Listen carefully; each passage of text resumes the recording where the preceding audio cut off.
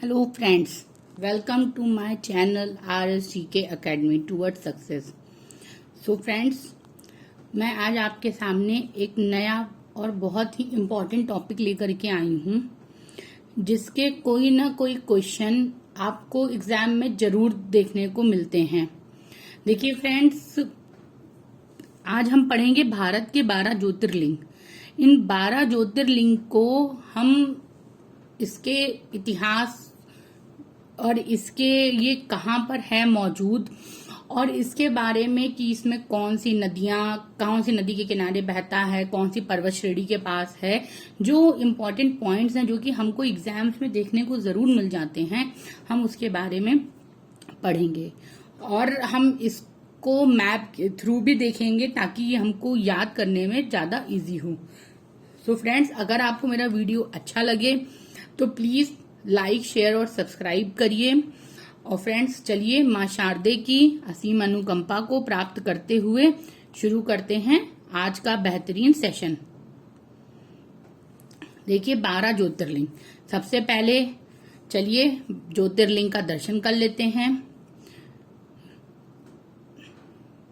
विद्यानाथ ज्योतिर्लिंग, भीमा शंकर ज्योतिर्लिंग, केदारनाथ ज्योतिर्लिंग, महाकालेश्वर, मल्लिकार्जुन, ओमकारेश्वर, सोमनाथ, त्र्यंबकेश्वर, रामेश्वरम, नागेश्वर, काशी विश्वनाथ और कृष्णेश्वर। तो फ्रेंड्स, ये हमारे 12 ज्योतिर्लिंग हैं। इन 12 ज्योतिर्लिंग को एक एक करके हम इनके बारे में जानेंगे कि ये कहाँ पर हैं स्थित, इनका स्थान कहाँ पर है, इनकी नदियां क्या हैं, इनकी विशेषताएं क्या हैं, और कुछ थोड़ा सा पौराणिक कथाओं के थ्रू भी हम इसके बारे में जानेंगे। अच्छा, अब मैप के थ्रू भी एक बार देख लेते हैं इसको। केदारनाथ कहाँ है? उत्तराखंड में, हिमाचल की पहाड़ी पे। उज्जैन कहाँ है? एमपी में, मध्य प्रदेश में। ऐसे आपको मैप के थ्रू देखने से मैप के बारे में भी याद होता जाएगा। काशी विश्वनाथ कहाँ है? यूपी, उत्तर प्रदेश। काशी विश्वनाथ यूपी में है। केदारनाथ आपका यूके में है, उत्तराखंड में है। महाकालेश्वर उज्जैन में है। उज्जैन कहाँ पर है आपका? एमपी में है, इंदौर के पास। उसके बाद बद्रीनाथ देवगढ़ में है। देवगढ़ कहाँ है? झारखंड में है। श्री मल्लेश्वर श्री साताराम में है। ये कहाँ पर है? ये आपका आंध्र प्रदेश और तेलंगाना पे है ना। और ये आपका रामेश्वरम है जो कि तमिलनाडु में है, तमिल में है। ये आपका भीमा शंकर, घृष्णेश्वर और त्र्यंबकेश्वर, ये तीनों आपका महाराष्ट्र में है। और ये सोमनाथ और ये नागेश्वर नाथ, ये दोनों आपके गुजरात में है। तो फ्रेंड, महाराष्ट्र में 3 है, गुजरात में 2 है, मध्य प्रदेश में 1 है। एक ओमकारेश्वर भी मध्य प्रदेश में ही है। 2 है, मध्य प्रदेश में भी 2 है, गुजरात में भी 2 है, महाराष्ट्र में 3 है, उत्तराखंड में 1 है, यूपी में 1 है, झारखंड में 1 है, आंध्र प्रदेश तेलंगाना में 1 है और तमिलनाडु में 1 है। तो फ्रेंड्स, चलिए इसको मैप से तो देख लिए, अब एक एक करके हम 12 ज्योतिर्लिंग के बारे में जानते हैं। जैसा कि फ्रेंड पौराणिक कथाओं में कहा गया है कि हमारे 3 गॉड हुआ करते थे। 3 गॉड मुख्य रूप से, जैसे जिसमें ब्रह्मा, विष्णु और महेश हैं। ब्रह्मा को, जिसको हम सृष्टि का रचनाकार कहते हैं। विष्णु जो कि सृष्टि के पालनहार हैं, जो कि सृष्टि का पालन करते हैं। और शिव शंकर जो कि संहार करते हैं, यानी कि जिसे डिस्ट्रॉयर कहते हैं। तो हम ब्रह्मा, विष्णु और महेश में, हम शिव शंकर के भगवान में यानी कि महेश्वर के, वैसे तो इनके बहुत से लिंग हैं, लेकिन हम मुख्य रूप से जो 12 ज्योतिर्लिंग है हम उनके बारे में एक एक करके पढ़ते हैं, उनके इतिहास के बारे में जानते हैं, उनसे जुड़े कुछ रोचक चीजें जानते हैं। और चलिए बिना देर किए हुए शुरू करते हैं इस टॉपिक को, जिसमें हमारी कुछ पौराणिक कथाओं के साथ, कुछ पौराणिक कहानियों के साथ हम आगे बढ़ते चलेंगे। देखिए, श्री सोमनाथ आपका गुजरात के सौराष्ट्र में, यानी गुजरात सौराष्ट्र में है। सोमनाथ ज्योतिर्लिंग भारत का ही नहीं अपितु इस पृथ्वी का पहला ज्योतिर्लिंग माना जाता है। यह गुजरात के प्रभाव क्षेत्र में विराजमान है। जैसा कि हमने देखा कि सोमनाथ ज्योतिर्लिंग जो है वो अरेबियन सी के एकदम नियर अबाउट, एकदम बगल में ही है। अब देखिए, इसकी एक ऐसा माना जाता है कि शिव शंकर भगवान को जब सोमदेव ने उनको नींद से जगाने के लिए उनकी नींद को भंग किया था, तो उन्होंने उसको अभिशाप दिया। उस अभिशाप को दूर करने के लिए, उन्होंने गुजरात में वहीं पर तट पर, अरब सागर के तट पर बैठ करके तपस्या की थी और शिव शंकर भगवान को खुश और प्रसन्न किया। और उन्होंने ये प्रकट होकर के उनको ये आशीर्वाद दिया, उनकी जो समस्या थी उससे मुक्ति दी। और इस कारण से वहां पर सोमनाथ, यानी कि सोम भगवान के नाम से वो प्रसिद्ध हुआ। तो ये तो उसकी पौराणिक कथा थी। अब इसका कुछ इतिहास, यानी कि मुख्य दिल्ली से भी कुछ इतिहास इसका जुड़ा हुआ है। देखिए, जैसे कि भारत को सोने की चिड़िया कहा जाता है, तो पहले बहुत से ऐसे शासक थे जिन्होंने इसको ध्वस्त करने की कोशिश की, क्योंकि ये बहुत ही अच्छा और बहुत पूरा सोने से बना हुआ था।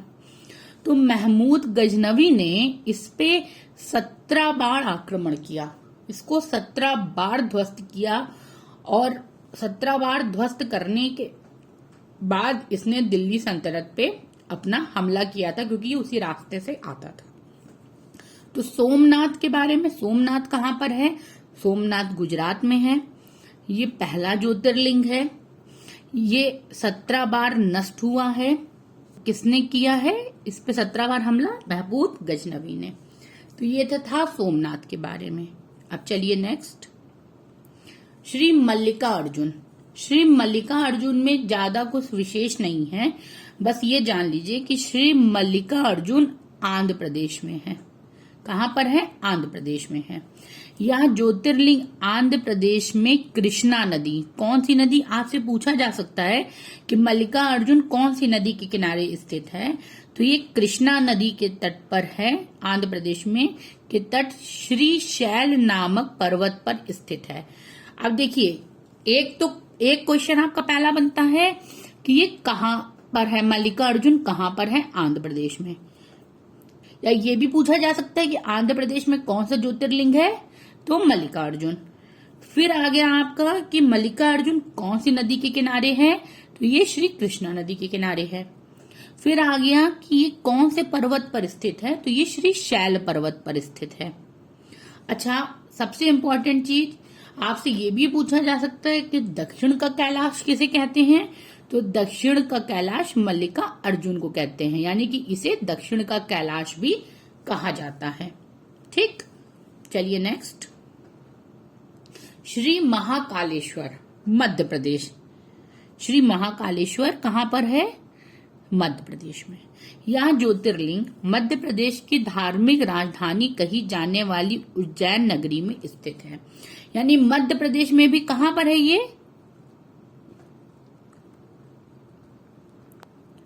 उज्जैन में। महाकालेश्वर ज्योतिर्लिंग की विशेषता यह है कि यह एकमात्र दक्षिण मुखी ज्योतिर्लिंग है।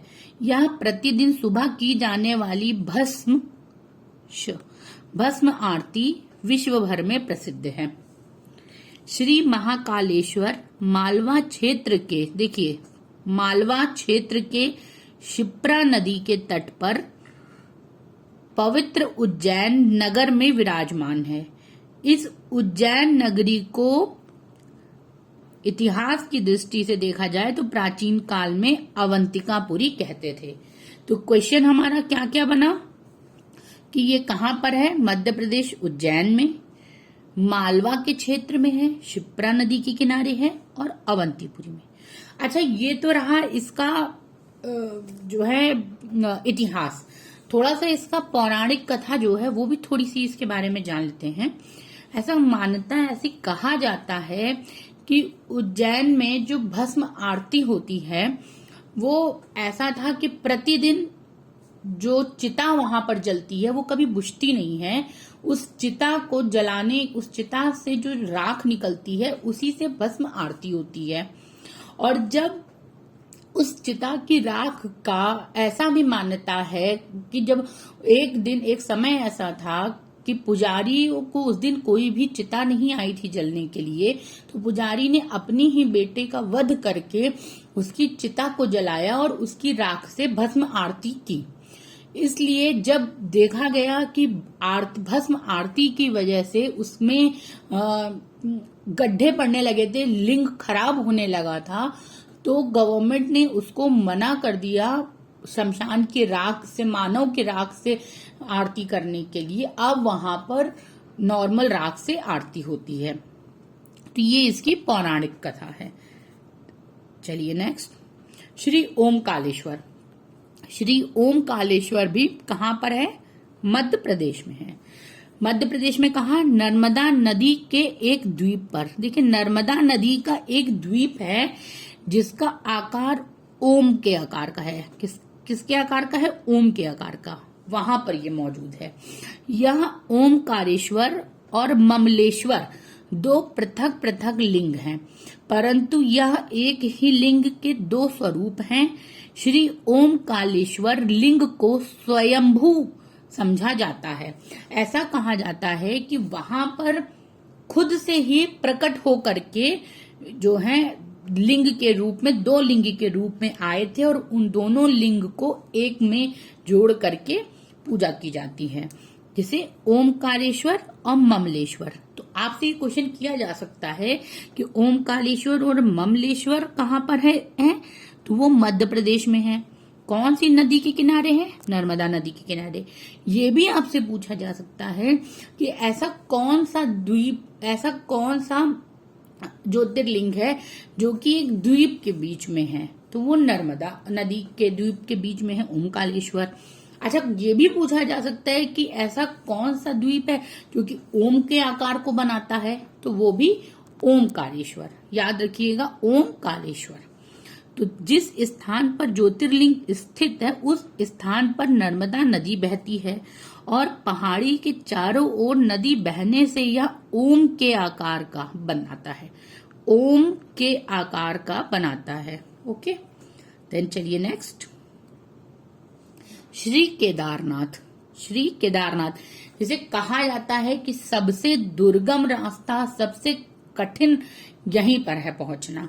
श्री केदारनाथ कहाँ पर है? उत्तराखंड के हिमालय में। कहाँ पर?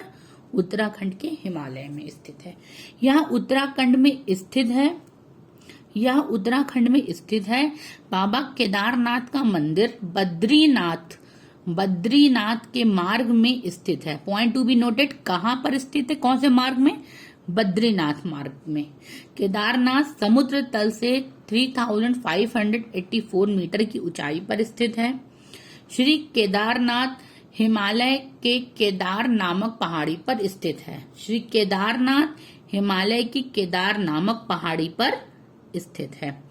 शिखर के पूरब की ओर, यानी कि जो केदार की पहाड़ी है उसकी पूरब की ओर कौन सी नदी बहती है? अलकनंदा नदी के तट पर बद्रीनाथ। अब देखिए, यहां से आपके दो क्वेश्चन बन के तैयार होते हैं कि बद्रीनाथ कौन सी नदी के तट पर बहता है?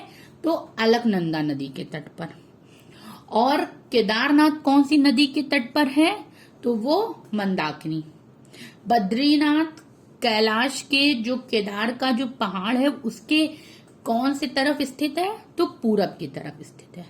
और केदारनाथ कौन सी तरफ स्थित है? तो आपका पश्चिम की तरफ स्थित है। ओके, मंदाकिनी के किनारे केदारनाथ स्थित है। यह हरिद्वार से 150 मील और ऋषिकेश से 132 मील दूर है। केदारनाथ के बारे में तो आप जानते ही होंगे, जहां पे 2013 में ऐसा डिजास्टर आया था कि आज तक उसे कोई भूल ही नहीं पाया है। चलिए नेक्स्ट, श्री भीमाशंकर। भीमाशंकर कहाँ पर है? महाराष्ट्र में है। भीमाशंकर कहाँ पर है? महाराष्ट्र में है। यह भीमा नदी के किनारे, कहाँ पे? भीमा नदी के किनारे सह्याद्री पर्वत पर स्थित है। कौन से पर्वत पे स्थित है? सह्याद्री। जैसा कि हम जानते हैं कि महाराष्ट्र में जो पर्वत श्रेणी है उसे हम सह्याद्री कहते हैं, तो भीमाशंकर सह्याद्री पर्वत पर स्थित है। भीमाशंकर ज्योतिर्लिंग महाराष्ट्र के पुणे जिले में सह्याद्री नामक पर्वत पर स्थित है।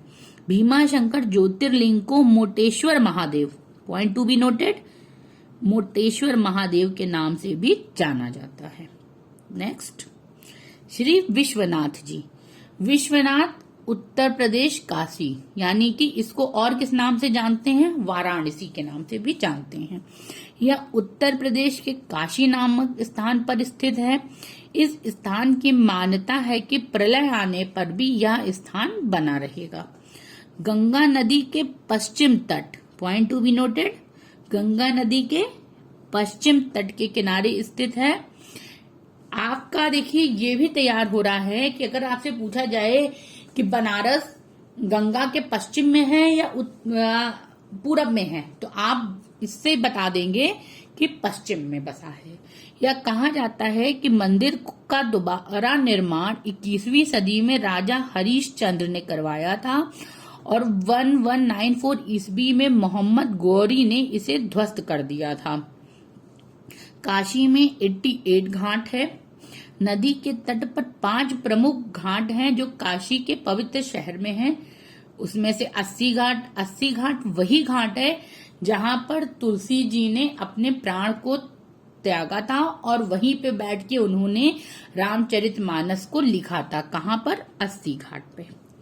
दशाश्वमेध घाट, मणिकर्णिका घाट, यहाँ के बारे में तो आप जानते ही हैं कि यहाँ पर ऐसा मान्यता है कि सदैव हमेशा चिताएं जलती रहती हैं। ललिता घाट, आदि केशव घाट है। अच्छा, विश्वनाथ जी के बारे में जैसा कि आप जानते ही हैं कि अभी योगी जी ने और मोदी ने इसका जो है जीर्णोद्धार कराया, फिर से इसका पूरा कॉरिडोर अच्छे से बनवाया। अच्छा, इसकी कुछ प्राचीन कहानी भी है। ऐसा मान्यता है कि बनारस जो है वो शंकर भगवान के त्रिशूल पर खड़ा है, स्थित है। इसीलिए कहा जाता है कि जब प्रलय आएगा ना तो सारा का सारा दुनिया तहस नहस हो जाएगी, लेकिन दोबारा से निर्माण बनारस से यानी कि वाराणसी से ही होगा। तो चलिए नेक्स्ट, श्री त्र्यंबकेश्वर। त्र्यंबकेश्वर महाराष्ट्र में है। कहाँ? नासिक के पास। कहाँ पे? नासिक में। ज्योतिर्लिंग महाराष्ट्र प्रांत के नासिक जिले में पंचवटी से 18 मील की दूरी। पंचवटी वहीं जहां पर सीता जी ने समय बिताया था और उसी पंचवटी से ही सीता जी का अपहरण हुआ था। ब्रह्मगिरी के निकट गोदावरी के किनारे, पॉइंट टू बी नोटेड, कौन सी गिरी, कौन सा पहाड़? ब्रह्मगिरी। और गोदावरी, आपको पता होगा ये चीज कि गोदावरी का उद्गम यही त्र्यंबकेश्वर के पर्वतों से ही हुआ है, ब्रह्मगिरी के। हमने जब कुंभ के बारे में देखा था, इसी जगह पर आपका कुंभ मेला भी लगता है। गोदावरी पे ही, नदी में ही आपका कुंभ मेला भी लगता है। याद होगा आपको फ्रेंड, इसके बारे में, मेलों के बारे में, कुंभ मेलों के बारे में मैंने आपको अपनी पुरानी वीडियो में बताया है। आई होप आपने देखा होगा, नहीं देखा होगा तो उसे जाके जरूर देखिएगा, वो आपकी एग्जाम के लिए बहुत इंपॉर्टेंट है।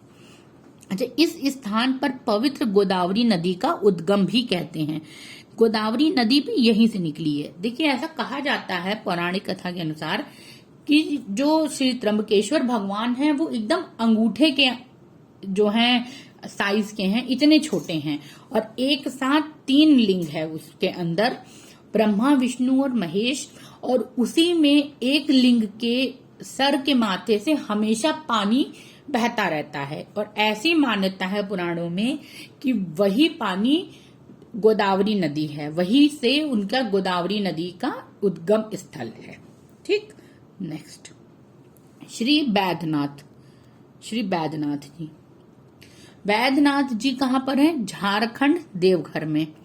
श्री बैद्यनाथ शिवलिंग का समस्त ज्योतिर्लिंग की गणना में नवा स्थान बताया गया है। भगवान श्री बैद्यनाथ ज्योतिर्लिंग का मंदिर जिस स्थान पर अवस्थित है उसे बैद्यनाथ धाम कहा जाता है।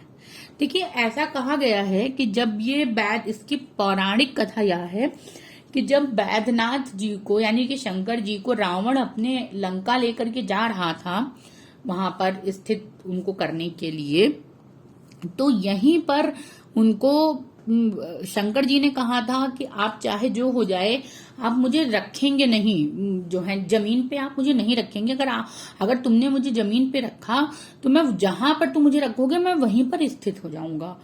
तो जब रावण को वहां पर किसी कारण से रुकना पड़ा, तो उसने अपनी मूर्ति शंकर जी के जो लिंग को लिया था वो उसने नीचे रख दिया, और नीचे रख दिया तो वहीं पर वो बैद्यनाथ जी के नाम से वहीं पर वो विराजित हो गए। और ऐसा भी कहते हैं कि वहां के बैद्यनाथ के लिंग को वहां के जो हिरण थे उन्होंने जागृत किया। वहां पे एक डाकू था जिन्होंने बेलपत्र से अनजाने में ही चढ़ा करके उन्हें वहां पर जागृत कर दिया था। तो ये तो इसकी पौराणिक कथा हो गई। नेक्स्ट श्री नागेश्वरनाथ। नागेश्वरनाथ गुजरात द्वारका में है। यह ज्योतिर्लिंग गुजरात के बाहरी क्षेत्र में द्वारका स्थान पर स्थित है। देखिए, जब हम गुजरात में जाते हैं तो गुजरात में आपको पता है कि द्वारिका की तरफ जाते हैं। जो द्वारिका हमारा एक जो है आपके क्या कहते हैं 4 धामों में से एक भी है द्वारका। तो द्वारिका से भेड़ द्वारिका यानी समुद्र की तरफ जब हम बढ़ते हैं तो वहां पे बीच में जंगलों के बीच में श्री नागेश्वर नाथ का मंदिर पड़ता है। ऐसा कहा जाता है कि श्री कृष्ण जी ने वहां पर रुद्राभिषेक भी किया था जंगलों में। अच्छा, एक मान्यता और भी है इसमें पौराणिक कथा में कि जब यहाँ पर एक तालाब है, जब अर्जुन जो है जब कृष्ण जी द्वारिका छोड़ करके भेड़ द्वारिका की तरफ भागे थे, तब उन्होंने अपनी जो उनकी गोपियां जो उनकी 64,000 पत्नियां थी अर्जुन के साथ उन्होंने भेज दी थी। लेकिन रास्ते में कुछ लुटेरों ने उनकी पत्नियों को लूटने की कोशिश की और वो सारी की सारी उनकी पत्नियों ने एक साथ यहीं पे जो तालाब है उसी में छलांग लगा दी। उस तालाब को गोपी तालाब भी कहते हैं। क्या कहते हैं उस तालाब को? गोपी तालाब भी कहते हैं। क्या पता आपसे कभी ये भविष्य में क्वेश्चन आ ही जाए, याद रखिएगा। चलिए नेक्स्ट, रामेश्वरम। रामेश्वरम तमिलनाडु में श्री रामलिंगेश्वर यानी कि रामेश्वरम जो है वो तमिलनाडु में स्थित है और इसको श्री रामलिंगेश्वर भी कहते हैं। यह ज्योतिर्लिंग तमिलनाडु राज्य के रामनाथपुर नामक स्थान में है। भगवान शिव के 12 ज्योतिर्लिंग में से एक होने के साथ साथ यह हिंदुओं के 4 धामों में से भी एक है। इम्पोर्टेंट, हिंदुओं के 4 धाम है। मैं उसकी भी वीडियो आपके लिए जल्दी लेके आऊंगी।